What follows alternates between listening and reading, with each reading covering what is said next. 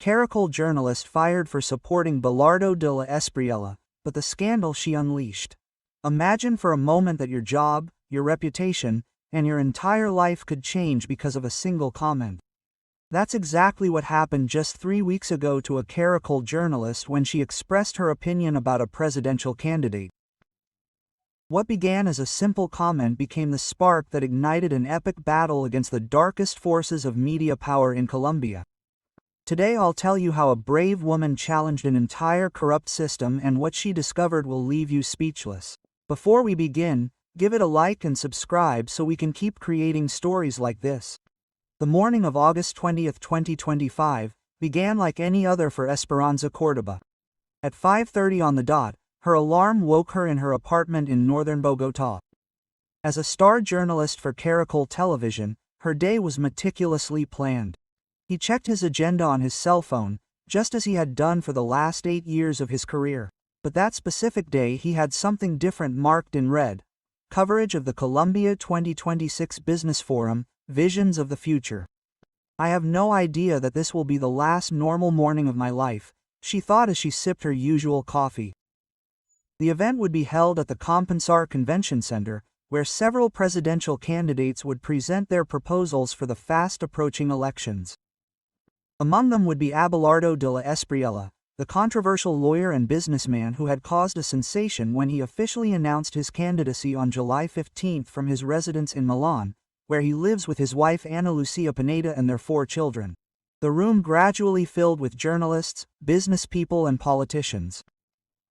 Anticipation was high because it would be the first joint public appearance of the main candidates after the controversial statements Gustavo Petro had made the previous week about the need to completely renew the Colombian political class before the end of his term.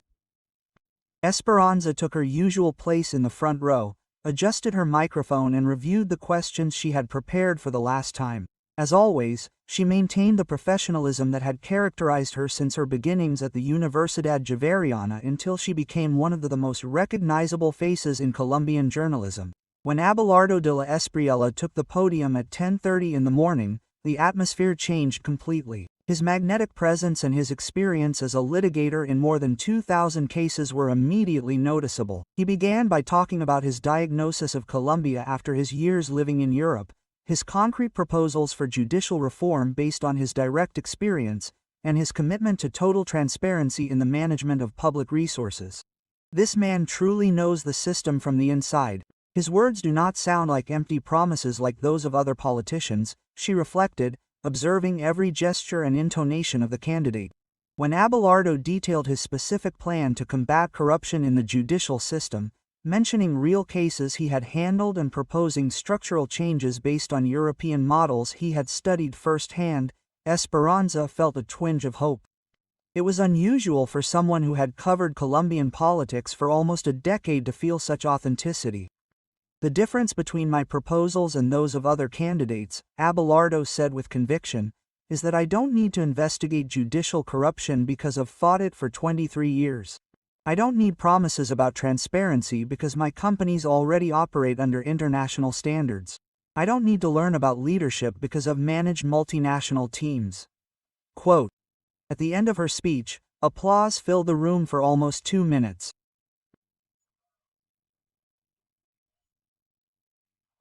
Esperanza leaned toward her cameraman Andres Martinez and almost without thinking, murmured, "Finally, someone who speaks from real experience and not from political theory. I wish more candidates had this level of preparation." Quote. She didn't know that that comment accidentally picked up by the microphone of an active sound technician would change her destiny forever. 3 hours later, back at the Caracol facilities on 76th Street, Esperanza noticed a strange atmosphere. Her colleagues were looking at her differently. Some whispered as they watched her walk through the hallways. There was an unusual tension in the newsroom that could not be explained solely by the news of the day. It was Patricia Mendoza, her producer and close friend for 5 years, who approached her with her cell phone in her hand and a tense expression shortly after 2 in the afternoon. "Wait, you need to see this immediately. It already has more than 200,000 views." On the screen, the video of her comment was circulating on social networks with the SX as a biased journalist, Caracol Señala and Esperanza Comprada. In less than 5 hours the clip had been shared more than 80,000 times, generating a fierce debate between those who defended her and those who accused her of breaking journalistic impartiality. The comments were merciless. Caracol, campaign for Espriella, wrote a user with thousands of followers. Esperanza Córdoba sold her ethics for a few pesos, added another, but there were also voices of support. Journalists are also citizens with the right to express their opinions. Finally, someone recognizes the quality of a candidate, some argued.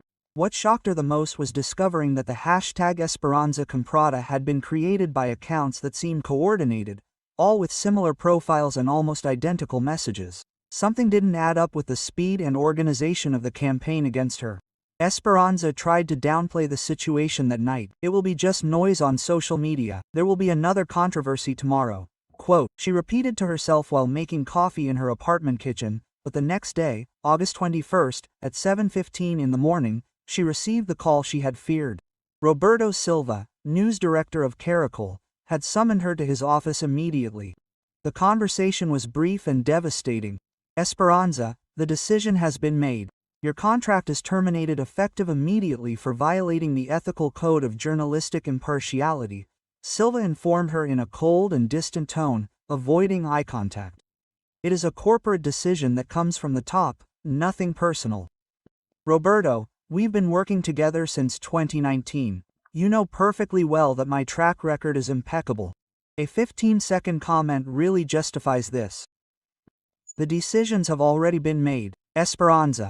Human Resources will explain the details of the little farm to you. Esperanza was paralyzed. 8 years of impeccable career, hundreds of investigative reports that had uncovered cases of corruption, 3 national journalism awards, all destroyed by 15 seconds of honesty.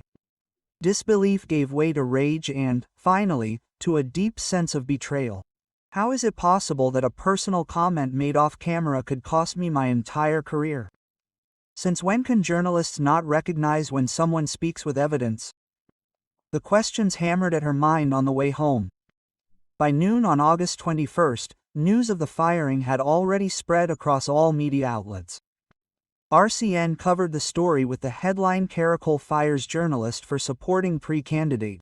Semana published an analysis on the limits of journalistic opinion and social media. Social media exploded with divided opinions. Some colleagues publicly supported her. Maria Jimena Dusan wrote on Twitter, Esperanza Córdoba's dismissal is a direct attack on freedom of expression. Daniel Coronel published a thread defending journalists' right to use professional judgment, but others preferred to remain silent, fearful of facing the same fate. Most of her Caracol colleagues avoided contacting her, creating a professional isolation that hurt more than the public criticism. It was that night of August 21st that she received a message that would change the course of events. Isabel Restrepo, an independent journalist and recognized defender of freedom of expression, wrote to her via WhatsApp at 11:47 at night, Esperanza, this doesn't end here. There's something bigger behind your dismissal. I've been investigating similar patterns. We need to talk tomorrow. Alone in her apartment, looking out at the lights of Bogotá from her window, Esperanza began to suspect that her situation was just the tip of a much darker and more dangerous story. The timing was too perfect, the social media campaign too coordinated, Caracol's decision too swift. Something bigger was happening, and she had just become the center of a storm that was only just beginning.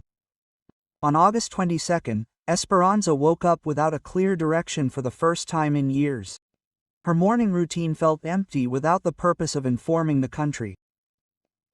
She checked her cell phone and found 847 new notifications, messages of support from international colleagues, increasingly aggressive anonymous insults, and even veiled threats that mentioned specific details of her private life. Isabel Restrepo arrived at her apartment at noon on August 22nd. She was a 45-year-old woman with a piercing gaze and a determined attitude who had founded the independent portal Verdad Sin Filtros after resigning from Tiempo due to editorial pressure. Esperanza, what they did to you is not a coincidence. "Your dismissal is part of something much more systematic," she said, getting straight to the point. "Since July, I have documented similar cases at RCN, El Tiempo, and Blue Radio. Journalists subtly removed from covering issues related to the 2026 elections." Isabel opened her laptop and showed a file with names, dates and situations, cases of journalists reassigned, investigations cancelled without explanation and editorial pressures that seemed to follow a very specific pattern. Edu de la Espriella represents a unique threat to many interests, Isabel continued. "Think about it, he is economically independent, knows the judicial system from the inside, has international business experience and also owes no political favors to anyone. For some sectors, he is the most dangerous candidate possible." That afternoon of August 22, Esperanza made the bravest decision of her life. She accepted Isabel's proposal to tell her full version in an independent interview for the YouTube channel Verdad Sin Filtros, which already had 500,000 subscribers. "If they are going to destroy me for telling the truth," she reflected, "at least tell the whole truth." The interview was recorded on August 23 in Isabel's small studio, located in a house in the La Macarena neighborhood. Esperanza spoke for an hour and a half with total candor. Recounted not only the incident that led to her dismissal, but her suspicions about the real reasons behind Caracol's decision. "It's not just about my case," she explained, looking directly into the camera. "It's about whether in Colombia journalists have the right to recognize the quality and preparation of a candidate when we see them. It's about whether we can exercise our professional judgment without being punished for interests that are unknown to us." The interview was published on August 24 at 6 p.m. and went viral in less than 3 hours. By midnight, it had already been viewed 300,000 times and had been replicated by independent media outlets throughout Latin America. The reaction was explosive and polarized. Her defenders applauded her for her courage and transparency, but the attacks also intensified exponentially. Anonymous messages began to arrive with increasingly specific and personal threats, including details of her daily routine that only someone who followed her could know. During those turbulent days in late August, Patricia Mendoza, her former producer at Caracol, became an unlikely ally. Despite the obvious risk to her own career, Patricia decided to leak information about the internal conversations she had overheard at the channel. "There were very specific calls demanding your firing," Patricia revealed in a secret meeting on August 26 at a downtown cafe. "These were not general pressures. Someone mentioned your name specifically and said you were a problem that needed to be resolved quickly." It was on August 27 that they received the first explosive document. An anonymous email arrived in the accounts of both Esperanza and Isabel with attachments containing screenshots of WhatsApp conversations between media executives and political figures discussing strategies to control the media narrative during the critical months ahead of the elections. The messages dated between August 15 and 20 showed suspicious coordination. "The Caracol journalist who praised de la Espriella must be neutralized immediately," one said. "We cannot allow media support for anti-system candidates to become normalized," added another Esperanza. Isabel and Patricia spent the weekend of August 30 and 31 analyzing the documents, verifying their authenticity through technical contacts, and trying to understand the magnitude of what they had uncovered. The messages revealed a coordinated network of censorship that involved not only Caracol, but several traditional media outlets. They needed more help and investigative expertise.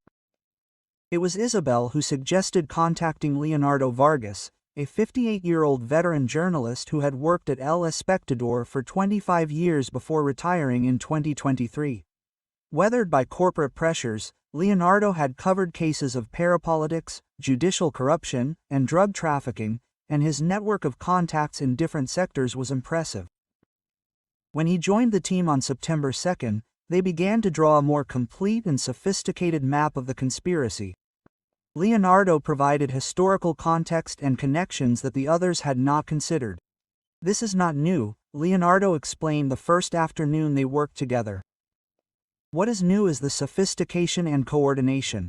Previously, the pressure was more direct and obvious. Now, there is a much more subtle and effective strategy. The documents they had received showed that the operation had a name, code, project, and stability. Its objective was to guarantee future governability by preventively controlling disruptive narratives during the 2025-2026 electoral process. Abelardo de la Espriella had been classified as a Level 1 risk due to his profile. He was an independent candidate with his own resources, proven judicial experience, international business support, and structural reform proposals that threatened the current balance of power. The threats against Esperanza intensified during the first days of September. She began to notice cars parked outside her building for extended periods of time, people repeatedly appearing in places where she was, and calls that were immediately cut off when she answered. On September 5, Leonardo received crucial information from a source inside the Casa de Nariño. Leaked documents confirmed that certain sectors of the outgoing government were concerned about candidates who promised disruptive continuity of the reforms initiated by Petro, but from technical and business perspectives that could be more effective. Espriella's profile is problematic for multiple reasons.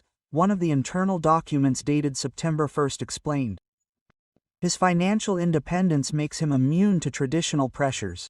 His judicial experience equips him for real reforms of the system, and his international standing gives him credibility that other candidates do not have. We must act in a coordinated manner to limit his media exposure. The team knew they had explosive information, but they also understood that publishing it would put them in extreme danger. The decision to proceed required careful assessment of both the potential impact and the personal risks. Esperanza spent the night of September 6 to 7 without sleep, mentally preparing herself for what she knew would be the most important battle of her career. It was no longer just about her professional reputation or her job future. It was about the fundamental right of Colombian citizens to receive information free from coordinated manipulation during a crucial electoral process. The weight of responsibility was overwhelming, but each threat, each attempt at intimidation, each new evidence of the coordination against her, only reinforced her conviction that they were on exactly the right track. The first major coordinated revelation came on September 8. Patricia had managed to record internal conversations at Caracol using her cell phone during editorial meetings where special guidelines for electoral coverage were being discussed. The recordings were devastating and confirmed the worst suspicions. In one of them, dated September 7, the channel's CEO could be clearly heard discussing with an executive the need to send clear messages to journalists who might deviate from the established editorial line for this critical period. The case of Esperanza was explicitly mentioned as a successful example of immediate correction. But the most shocking thing came that same afternoon. A new anonymous contact who identified himself only as a Colombian patriot sent them an encrypted file containing documents that showed the true international dimension of the operation. It was not just about Colombian media outlets coordinating internally. It was an operation that involved international consulting firms specializing in electoral perception management and financed by business groups concerned about candidates who promised profound structural reforms. The documents dated between July and August 2025 revealed virtual meetings where specifically discussed how to neutralize the candidacy of Espriella's lawyer before he gained significant media traction. His profile was especially problematic because of the combination of factors that made him difficult to attack directly. Espriella does not need traditional campaign financing, and that makes him unpredictable, said an analysis dated July 25. His proposal for judicial reform directly threatens the operation of established corruption networks.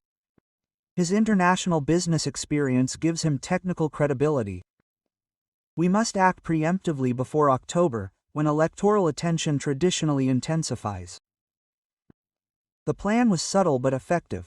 Create a media environment where any favorable coverage of Espriella would be seen as biased, generating self-censorship among journalists and editors. The Esperanza case had been the first success of this strategy. Isabel organized a press conference for September 9, exactly 2 days before today. The event was held in the auditorium of the Universidad Javeriana, a symbolic place that represented Esperanza's academic training and academic freedom. The response exceeded all expectations. Journalists from independent media outlets, academics specializing in communications, journalism students, representatives of human rights organizations, and citizens concerned about press freedom filled the 300-person auditorium. Esperanza presented the evidence with the same journalistic rigor that had characterized her career for 8 years, but now with a renewed passion and a deeper understanding of what was at stake. What began as my personal firing on August 21 has revealed a systemic threat to Colombian democracy, she declared in front of the cameras of multiple independent media outlets. They are trying to decide for us not only who gets to be president, but even what journalists are allowed to think about the candidates. The September 9 conference was broadcast live on YouTube, Facebook, and Instagram, reaching more than 200,000 simultaneous viewers. In the following 2 hours, social media exploded with the hashtag #TruthWithoutCensorship, which became a trending topic not only in Colombia, but in several Latin American countries. International media outlets such as CNN en Español, BBC Mundo, and the country of Spain began covering the story. Organizations such as Reporter Without Borders and the Committee to Protect Journalists expressed concern about the state of press freedom in Colombia less than a year before the presidential elections. But the backlash was also immediate, coordinated, and fierce. In the hours following the conference, a systematic smear campaign began that had clearly been prepared in advance. Alleged leaks about Esperanza's personal life appeared on anonymous blogs, unfounded accusations about alleged conflicts of interest in her journalistic career, and an avalanche of negative comments on social media that clearly came from bot farms. On the night of September 9, Esperanza received a call that completely changed the landscape. It was Patricia's voice, but it sounded different, frightened, almost robotic, with background noise that suggested she was not in a safe place. Esperanza, please, stop right now. You don't really know who you're messing with. If you keep doing this, you won't be the only one paying the consequences. Your family, your mother in Monteria, please understand. The call was abruptly cut off after exactly 47 seconds. Esperanza tried to contact Patricia throughout the night of September 9 to 10, but her phone appeared completely turned off, something that never happened with Patricia, who managed social media professionally. The following day, September 10, Isabel and Leonardo confirmed that Patricia had completely disappeared from her apartment in the Quinta Camacho neighborhood. Her neighbors reported seeing a dark van parked for several hours on the 9th, but no one had paid attention to specific details. Fear gripped the team. If they had reached Patricia, who was technically only a secondary source, none of them were truly safe. The situation had escalated to a level of danger they had not fully anticipated. But giving up at that moment would mean not only validating the entire system of intimidation and censorship they were fighting, but also abandoning Patricia when she needed them the most. Leonardo immediately suggested contacting international organizations that protect journalists. International pressure is our only real protection at this point, he argued.